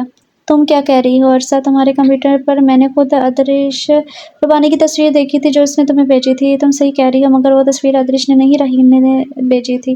رحیل؟ وہ ایک لمحے کو چونکی تھی۔ ادریش نے بھی تو یہی نام بتایا تھا۔ عرصہ، میں نے یہ بھی سنا تھا کہ تم نے خودکشی کی ہے۔ رکو میں بتاتی ہوں سب۔ تم بہت بڑی غلط فہمی کا شکار ہو۔ میرے ساتھ جو کچھ بھی ہوا ادریش نے نہیں، رحیل نے کیا تھا۔ وہ تو محض وقت گزاری کر رہا تھا، مگر میں اسے محبت سمجھ بیٹھی۔ جب ہم چیٹنگ کرتے تھے تو اس نے مجھ سے ملنے کی خواہش ظاہر کی، مگر میں نے کہا کہ پہلے وہ مجھے اپنی تصویر دے۔ اس نے اپنے بجائے اپنے دوست ادریش ربانی کی تصویر بھیج دی۔ بعد میں جو کچھ ہوا وہ تمہارے سامنے ہی تھا۔ کسی طرح اس نے میرے ساتھ دھوکہ کیا۔ ان دنوں میں بہت ڈپریس تھی۔ تم بھی کراچی سے لاہور شفٹ ہو گئی تھی۔ میں نے خودکشی کی کوشش کی، مگر قسمت نے مجھے بچا لیا۔ حامد نے میرے اندر جینے کی امنگ پیدا کی ہے۔ حامد میرا کزن مجھے شروع سے ہی چاہتا تھا، مگر میں نے کبھی پرواہ نہیں کی۔ حسن پرست تو میں شروع سے ہی تھی، اور ادریش کی تصویر دیکھنے کے بعد تو حامد کے بارے میں سوچ بھی نہیں سکتی تھی۔ حامد نے مجھ سے کچھ نہیں پوچھا تھا، خودکشی کرنے کی وجہ بھی دریافت نہیں کی۔ اس نے مجھے زندگی سے محبت کرنے کا فن سکھایا ہے، میرے اندر جینے کی امنگ پیدا کی ہے۔ یہ وہ محبت، وفا اور خلوص تھا جو حامد کے پاس میرے لیے بے پناہ تھا۔ میں حامد کو سب کچھ بتانا چاہتی تھی، مگر پھر یہ سوچ کر رک گئی کہ مرد چاہے کتنا ہی محبت کرنے والا کیوں نہ ہو، اتنا عالی ظرف نہیں ہو سکتا کہ اپنی بیوی کے پچھلے عشق کے بارے میں جان کر بھی مسکرا دے۔ مگر میں چاہتی تھی کہ شادی سے پہلے ایک بار رحیل سے ضرور ملوں، تاکہ اس کے منہ پر تھوک سکوں، اسے بتاؤں کہ اس جیسے گھٹیا مردوں کی کیا اوقات ہوتی ہے۔ اس مقصد کے لیے میں نے اس کے ٹیلی فون نمبر کے ذریعے اس کے گھر کا ایڈریس معلوم کیا۔ وہ کسی ہاسٹل میں رہتا ہے اور وہیں سے فون کرتا ہے۔ وہاں جا کر معلوم ہوا تصویر کے بالکل برعکس وہ تو کوئی اور شخص تھا۔ شاید ابھی اس کے اندر کا اچھا انسان زندہ تھا، اس لیے اس نے مجھے حقیقت سے آگاہ کیا اور مجھ سے اپنے کیے کی معافی مانگی۔ میں نے اسے معاف کر دیا، یہ سوچ کر کہ اگر وہ یہ سب نہ کرتا تو شاید میں حامد جیسے اچھے انسان کو بھی نہ پہچان سکتی۔ عرصہ کی اتنی لمبی کہانی سن کر شانزے کے اندر جیسے بے چینی سرایت کر گئی تھی۔ بری طرح سے شرمندہ ہو رہی تھی کہ انجانے میں وہ ادریش کی کتنی انسلٹ کر چکی تھی۔ مگر عرصہ، مجھے اندازہ ہو رہا ہے تمہاری بیوقوفی کا۔ بیچارے ادریش بھائی کوئی قصور نہ ہوتے ہوئے بھی سزاوار ٹھہرے ہیں۔ شکر ہے کہ میں آ گئی۔ وہ تو حامد کے دوست کی شادی کے سلسلے میں یہاں نہ پڑا تو تمہاری طرف آ گئی۔ اگر میں نہ آتی تو یہ غلط فہمیاں تمہارا گھر برباد کر کے چھوڑتی۔ اب میں کیا کروں؟ وہ ہونٹ کاٹنے لگی تھی۔ انہیں مناؤ، اس سے معافی مانگو، اور کیا مجھے لگتا ہے وہ تم سے بہت محبت کرتے ہیں، تمہیں ضرور معاف کر دیں گے۔ عرصہ کے کہنے پر وہ سوچ میں پڑ گئی تھی۔ عرصہ تھوڑی دیر بعد چلی گئی تھی۔ وہ بری طرح سے شرمندہ ہو رہی تھی، خوف بھی تھا کہ جانے وہ اسے معاف کرے گا بھی یا نہیں۔ بھابھی، تائی امی آپ کو نیچے بلا رہی ہیں۔ امروز کے اندر آنے پر وہ چونکی تھی۔ ادریش کا خاندان ڈنر پر مدعو تھا۔ ڈنر کی تیاری تم جاؤ، میں آتی ہوں۔ اٹھ کھڑی ہوئی تھی۔ جاؤ بیٹا، تو باقی کا کام خان سے ماں دیکھ لیں گے۔ تم تیار ہو جاؤ، وہ لوگ آنے والے ہوں گے۔ تائی امی کے کہنے پر وہ تیار ہونے چل دی تھی۔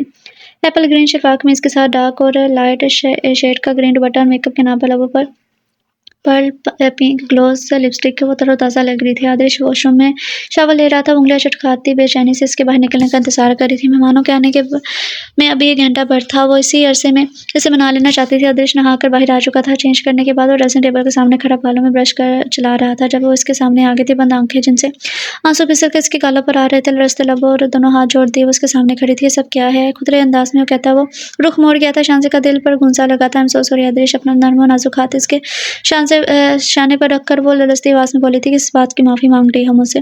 اس کا ہاتھ درشنگی سے جھٹکتے ہوئے بولا تھا اپنے رویے کی، میں نے آپ کو بہت غلط سمجھا۔ وہ اس کے سامنے آگے تھی۔ مجھے بھی تمہیں سمجھنے میں غلطی ہو گئی ہے۔ ادریش نے طنز کا تیر پھینکا تھا، لب کاٹ کے رہ گئی تھی۔ مجھے غلط فہمی ہوئی تھی جو اب دور ہو گئی ہے، پلیز مجھے معاف کر دیں۔ غلطیاں بھی تو انسان سے ہوتی ہیں۔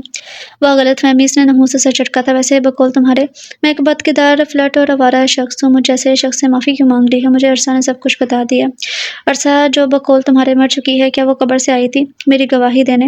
آج دوپہر کو وہی تو آئی تھی۔ پلیز پلیز ادریش، مجھے معاف کر دیں، میں آپ کے پیر۔ وہ اس کے قدموں میں بیٹھنے لگی۔ اٹھو، یہ کیا کر رہی ہو؟ ادریش نے اسے شانوں سے تھام کر اٹھایا تھا۔ وہ بری طرح سے رو رہی تھی۔ اس کے آنسو دیکھ کر وہ اپنا غصہ بھول گیا تھا، جان گیا تھا کہ غلط فہمی دور ہو جانے پر یہ کتنی شرمسار ہے۔ اس نے اسے کھینچ کے اپنے سینے سے لگا لیا تھا۔ وہ کسی ریت کی طرح، دیوار کی طرح اس کے سامنے بکھرتی جا رہی تھی۔ بدگمانیاں زندگی کو بہت بوجھل بنا دیتی ہیں۔ تم بہت ظالم ہو شانزے۔ اس نے دھیرے سے سرگوشی کی تو وہ اس بات میں سر ہلا گئی تھی۔ جی تو کرتا ہے کہ تم ساری عمر یوں ہی میری باہوں میں رہو، مگر مسئلہ یہ ہے کہ مہمان آنے والے ہیں۔ اس نے شرارت سے جملہ کسا تھا تو وہ لچا کر دور ہو گئی تھی۔ لبوں پر دھیمی سی مسکان اور آنکھوں میں سچے جذبوں کی چمک لیے وہ باہر کی طرف بڑھ گئی تھی۔ نہ چاہتے ہوئے بھی رمل کو ایان کے ہمراہ آنا پڑا تھا۔ چونکہ یہ فیملی ڈنر تھا، اس لیے منصور خان اور مائب بھی ساتھ ہی تھے۔ رمل کو یہ سب لوگ بہت اچھے لگے تھے۔ ادریش کی بیوی شانزے سے مل کر اندازہ ہوا کہ وہ کتنی نفیس طبیعت کی مالک ہے۔ وہ بڑے رشک سے اسے دیکھ رہی تھی۔ شوہر کی محبت اس کا مان لہجے میں اترا کر بول رہا تھا۔ من چاہی دلہن ہونے کی چہک چہرے پر پرنور بن کر پھیلی ہوئی تھی۔ اس کی آواز کی کھنک میں سب کو چھپا لینے کا خمار تھا۔ ادریش کی والدہ سائقہ ربانی کو دیکھتے ہی وہ پہچان گئی تھی۔ وہ اس کا اظہار بھی کرنا چاہتی تھی مگر وہ خود ہی پہچان گئی۔ ارے تم تو وہی ہو نا جو بازار میں؟ جی، وہ دھیرے سے بولے تھے۔ اس کے پہلو میں بیٹھا ایان بھی کچھ دیر کے لیے چونک سا گیا تھا۔ جانے آج کل کے لڑکوں کو کیا ہو گیا ہے، شرافت کا تو زمانہ ہی نہیں رہا۔ وہ اب اس روز والے واقعے کا ذکر کر رہی تھی۔ ایان نے جانے کیوں شرمندہ سا ہو گیا تھا۔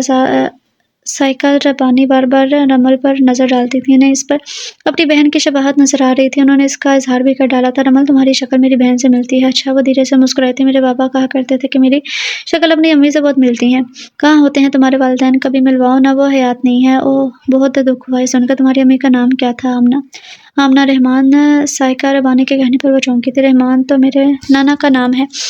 تم آمنہ کی بیٹی ہو، میری لاڈلی بہن کی بیٹی۔ میرا دل بار بار یہ گواہی دے رہا تھا کہ تم کوئی غیر نہیں ہو۔ اپنائیت کا احساس ہی تو اسی دن ہوا تھا جب تم بازار میں ملی تھی۔ سائقہ ربانی جذباتی ہو گئی تھی۔ رمل شوق کی کیفیت میں بیٹھی تھی اور اس وقت تصدیق ہوگی جب سائقہ ربانی نے اسے آمنہ کی تصویر دکھائی تھی۔ میری آمنہ مر گئی اتنی جلدی؟ ایک بار تو آتی، سب اسے معاف کر دیتے، مگر وہ بڑی خوددار اور انا پرست تھی۔ سائقہ اسے سینے سے لگائے آنسو بہا رہی تھی۔ خالہ بھانجی کے ملاپ کا یہ منظر دیکھ کر آنکھ نم تھی۔ مجھے بہت خوشی ہو رہی ہے کہ اتنی کیوٹ سی لڑکی میری کزن ہے۔ سہج چہکی تھی۔ رمل کا تو یہ حال تھا کہ لگتا تھا کہ ہمارے خوشی کے دم نکل جائے گا۔ اپنوں کے ہونے کا احساس ہی کتنا خوشگن ہوتا ہے۔ میکے کا ہر مان ہر لڑکی کا وقار ہوتا ہے۔ وہ خوش تھی کہ اب اس کے پاس بھی یہ مان ہے۔ جانے کتنی دیر سائقہ اسے اپنے ساتھ لگائے باتیں کرتی رہی تھی۔ رات گئے تک ان کی واپسی ہوئی تھی۔ ایان گمسم سا تھا۔ رمل بے حد خوش تھی، البتہ ایان سے اس نے بات کرنا چھوڑ دیا تھا۔ اس نے اپنے آپ کو گھر کی ذمہ داریوں اور موبی کے لیے وقف کر دیا تھا۔ اس روز وہ آفس سے آیا تو رمل گھر پر نہ تھی۔ اسے جانے کیوں کمی محسوس ہوئی تھی۔ بیگم صاحبہ کہاں ہے تمہاری؟ رشیدہ سے دریافت کیا تھا۔ وہ تو جی اپنی خالہ کے ساتھ اپنے نانا کے گھر گئی ہیں۔ اچھا؟ وہ اٹھ کر کمرے میں چلا آیا تھا۔ نظر سامنے دیوار پر موجود اس تصویر پر پڑی جو اس کی شادی کے موقع پر لی گئی تھی۔ وہ غیر ارادی طور پر تصویر پر نظر جمائے کھڑا تھا، پھر وارڈروب کی طرف آ گیا تھا۔ وارڈروب میں رمل کے کپڑے بھی ٹنگے ہوئے تھے۔ اس نے ہاتھ بڑھا کر انہیں دھیرے سے چھوا۔ ہر شے سے اس کے وجود کا احساس ہو رہا تھا، بالکل غیر محسوس طریقے سے اس کی زندگی کا ایک لازم حصہ بن گئی تھی۔ ڈریسنگ ٹیبل پر میک اپ کی چیزیں پڑی تھی۔ پورا کمرہ چیخ چیخ کر گواہی دے رہا تھا کہ اب وہ اس کمرے کا مالک نہیں ہے، کوئی اور بھی ہے جو بلا اجازت اس کی ہر شے میں شراکت دار بن گئی ہے اور اب شاید دل پر بھی قابض ہے۔ رات 9 بجے کے قریب رمل آئی تھی۔ ایان کمرے میں ہی تھا جب وہ اندر داخل ہوئی تھی۔ اسے اندازہ نہیں تھا کہ وہ آج اتنی جلدی گھر پر موجود ہوگا، ورنہ روز وہ 11 بجے گھر آتا تھا۔ وہ بستر پر نیم دراز سوچوں میں گم تھا۔ رمل وارڈروب سے کپڑے نکال رہی تھی جب اس نے پکارا تھا۔ رمل! اس نے پہلی بار اس کا نام پکارا تھا۔ جی، وہ اسپاٹ انداز میں بولی تھی۔ ادھر آؤ۔ ہم نے قریب اس کے لیے جگہ بنائی تھی۔ وہ چھوٹے چھوٹے قدم اٹھاتی بیڈ سے کچھ فاصلے پر رکی تھی۔ بیٹھ جاؤ، تمہیں نہیں چاہوں گا۔ آپ کو کچھ کہنا ہے؟ جلدی کہیے، مجھے بہت ضروری کام ہے۔ لہجے میں برف کی سی سردی تھی۔ مجھ سے زیادہ ضروری بھی کوئی کام ہو سکتا ہے؟ آپ سے زیادہ ضروری؟ ہاں۔ وہ استزائیہ انداز میں ہنسی تھی۔ آپ کا شمار تو کہیں بھی نہیں ہوتا۔ میری ترجیحات اب کچھ اور ہو گئی ہیں۔ ہو گئی ہیں کا کیا مطلب ہے؟ پہلے بھی میں تمہاری ترجیحات میں شامل تھا۔ اس نے اس کے الفاظ پکڑ لیے تھے۔ وہ لب کاٹنے لگی تھی۔ اس کے مقابل آ کر کھڑا ہو گیا تھا۔ کیا کہوں اور کیسے کہوں؟ کہنے کو بہت کچھ ہے مگر الفاظ ساتھ نہیں دیتے۔ آپ کو کچھ کہنے کی ضرورت ہے، نہ ہی مجھے سننے کی تمنا۔ ویسے بھی مجھ جیسی عورت کے سامنے صفائیاں پیش کرنا آپ کے معیار کے خلاف ہے۔ ہوں تو بہت ناراض ہو؟ وہ سر کھجانے لگا تھا۔ میں بھلے ناراض ہونے والی کون سی بات ہے؟ وہ زخم خوردہ انداز میں بولی تھی۔ اچھا بابا، معاف کر دو۔ معافی تو مانگ رہا ہوں، اب اور کیا کروں؟ دیکھو، مجھے منانا نہیں آتا، بس تم مان جاؤ۔ وہ منا بھی یوں رہا تھا جیسے اس کی 10 نسلوں پر احسان کر رہا ہو۔ رمن ہیلے سے گنگ کھڑی اس اکھڑو اور بد دماغ شخص کو دیکھ رہی تھی۔ آپ کو میرے کردار پر شک تھا؟ پلیز اب مجھے اور شرمندہ نہ کرو۔ مجھے پاپا نے سب کچھ بتا دیا ہے۔ میری کہانی پر یقین کیسے آ گیا آپ کو؟ کہیں آپ وہ طنز کر رہی تھی؟ ایان سچ ہو گیا تھا مگر خود پر ضبط کیے کھڑا تھا۔ مجھے تمہاری ہر بات پر یقین ہے۔ اسے شانوں سے تھام کر کھڑا تھا، مقابل کرتے ہوئے بولا تھا۔ کتنا؟ وہ اس کی آنکھوں میں جھانکتے ہوئے پوچھ رہی تھی۔ جتنا مجھے خدا کی خدائی پر ہے، جتنا مجھے موت پر یقین ہے، جتنا خود پر ہے، جتنا بس اتنا ہی بہت ہے۔ رمل کے مرمری ہاتھ اس کے لبوں پر رکھا تھا۔ تمہیں تو کسی اور طریقے سے یقین دلاؤں۔